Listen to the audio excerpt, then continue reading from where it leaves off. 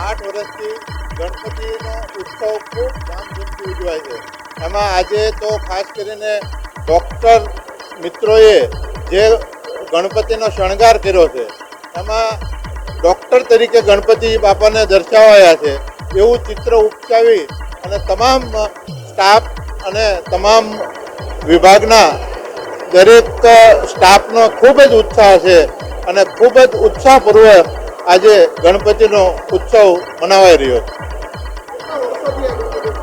ગણપતિ છેલ્લા 8 વર્ષથી સતત અહીંયા ઉજવાઈ રહ્યો છે અને આખી હોસ્પિટલનો તમામ સ્ટાફ, નર્સિંગ, ડૉક્ટર્સ, તમામ સ્ટાફ ખૂબ ઉત્સાહથી આ ઉત્સવમાં ભાગ લે છે.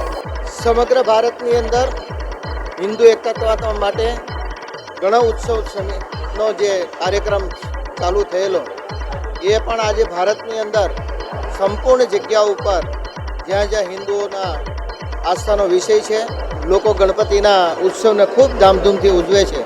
એના ભાગરૂપે પણ સુરત ડાયમંડ એસોસિએશન હોસ્પિટલની અંદર સુરત ડાયમંડ એસોસિએશન સાથે જેના કર્મચારીઓ છે, ખાસ કરીને પેથોલોજી ડિપાર્ટમેન્ટના, એ લોકોનો આજનો વારો હતો. એ લોકોએ ખૂબ ભવ્ય રીતે ગણપતિજીને પણ શણગાર્યા છે.